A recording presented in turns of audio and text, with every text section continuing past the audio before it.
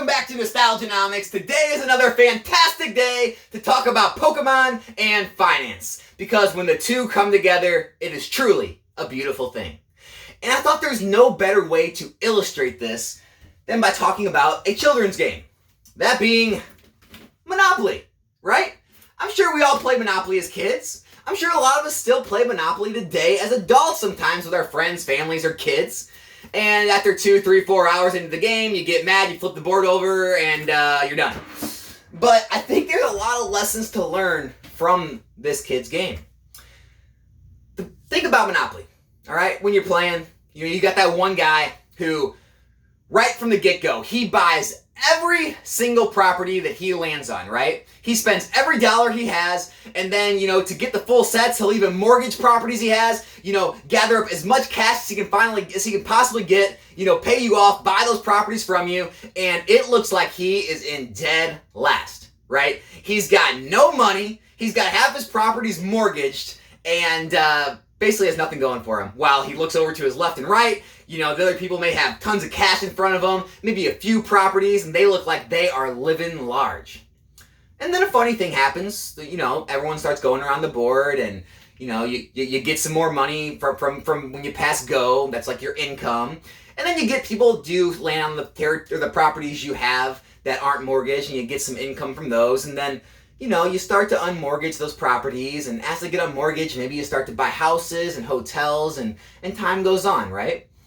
But a funny thing happens is, as more and more time goes by and more trips around the board happen, you start seeing that guy end up with more and more and more of the money, and then eventually you realize that all the people with all the money in the beginning who had a few properties but a ton of cash end up having no cash.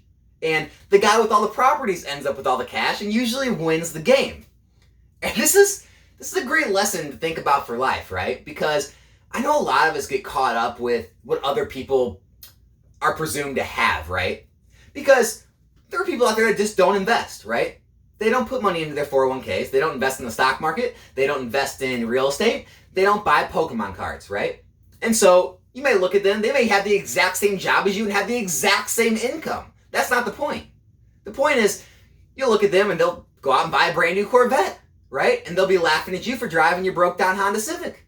And then they'll go and upgrade their house and buy a nicer house, and they'll be laughing at you for still living in the same old neighborhood. And they'll have you over and show you all the updates they did to their kitchen and their flooring. And you're still at home with the same old flooring, the same old kitchen, right? They'll talk about the trips they took to Hawaii or some, island across the world. And then you tell them, well, yeah, that's cool. I went camping or fishing this weekend.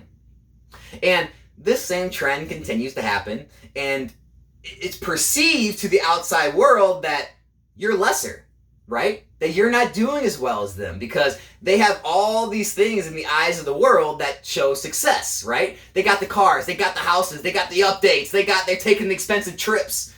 And you just have an old car, an old house that's not updated. You're taking, inexpensive trips to the woods to camp and fish. And, it would be perceived that you're not doing well, just like the guy in Monopoly, right? Also, hey, maybe you have even less cash, right? That guy has tons of cash in the bank because he's saving it all in the bank. He's not investing it. Or you have very little cash, so you compare each other's bank accounts and you're like, wow, this guy's killing it. He's doing terrible. He has no money. When the fact of the matter is, all this person's money has been put into maybe stocks, maybe real estate, maybe Pokemon product, Pokemon cards, right? Before I move forward, obviously this is not financial advice. I'm not a financial advisor. There is no guarantees in any type of investing. All right, moving on. And what usually happens is time goes on, items age, the companies age, they continue to make returns, and most of the time, the real estate, the stock market, Pokemon items, they rise in value, right? And so all that delayed gratification that you're giving yourself over those 5, those 10, those 15, those 20 years, it begins to pay off, right? But no one sees that, right? No one sees all the years Jeff Bezos worked on Amazon behind the scenes. No one sees all those early years of Warren Buffett investing all that money in the market and building his fund. No one sees all that work Elon Musk puts in behind the scenes. All they see is the result, right? And so someone that's been investing for 20 years and then eventually grows their net worth because they made smart investments and made good financial decisions with their money, all of a sudden, the guy that was always up here gets passed very quickly in a matter of a couple years after your investments have grown. And he's thinking to himself, well, what the heck's happening here? I've always been doing better than him. I've always had a nicer car, a nicer house, more money in the bank. And it really kind of warps their mind into almost not believing it. They think you did something wrong, or you cheated, or you stole, right? When in reality, you just chose a different path with what to do with your money. You put it into assets that grow in value. And all that same money that was being spent on frivolous things was being put into investments. So instead of that money being gone, it was not only kept, but grow.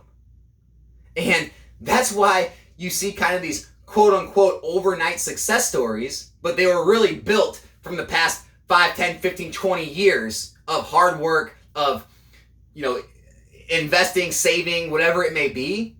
And that's how that person actually got to that level. And I just see it a lot in my own life with people I know. And I get it. It's hard to bite your tongue. It's hard to listen to the people that brag about how well they're doing, or the nice things they bought, or the trips they took, or the, when they have you over to their house and you see all these fancy things they have, and, in your mind, they're all on, payments, or, some type of credit card, or some type of home equity loan, whatever it may be. But in your mind, you know that, but it doesn't always feel that way at the time. You're telling yourself is, wow, this is so nice. Maybe I want these nice things. Maybe I should stop investing in that Pokemon stuff. I mean, it's all stagnant anyway. It's not doing anything. I mean, why would I keep putting money in my 401k? The stock market just keeps going down every day. I'm basically putting money in and losing it every single day. This is stupid. Where this guy gets to go out and spend his money, and he's got all this nice stuff to show for it. I just got a stagnant or negative investment. I'm an idiot. And it can feel that way. Just like the guy in Monopoly. When he's got all his properties mortgaged, has no cash in front of him, eating ramen noodles and drinking out of his neighbor's hose because his water got turned off, right? But like I said, as time goes on, eventually those things start to pay off.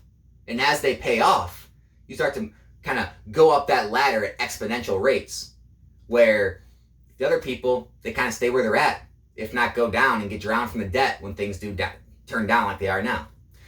And so I want you to keep that in mind if you are kind of getting that feeling of, hey, I'm putting money into these things, but they're not moving. They're actually down from when I bought them. Maybe I should just give up on this whole investing thing. I'm putting money in my 401k. Every single 2 weeks I get paid, and it hasn't moved. It's actually down. I'm basically throwing money into the fire and it gets burnt up when I could be taking that money out and doing things I enjoy. I can afford another car with that amount of money in the car payment. We can take a vacation with all the amount of money I've been losing this year. Why do I want a bunch of Pokemon stuff sitting on shelves when it's not even moving? I'd rather just have the cash in the bank. At least it's there to use. At least it's liquid. If I went and sold this stuff, I'd lose because I have to pay eBay fees and shipping, or fees and shipping anywhere. But history always does pay off for the patient. It always does pay off for the diligent. And I would just tell everyone out there who is starting to get those feelings that just stay the course, calm down.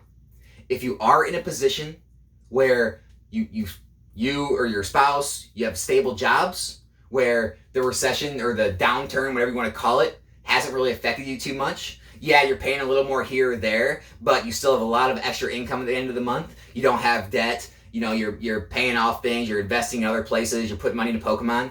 If your lifestyle isn't changed, if it was me, I would just keep going ahead. Now, if you are in a struggling spot, if you are starting to struggle, if the inflation has started to hurt your actual lifestyle, I understand.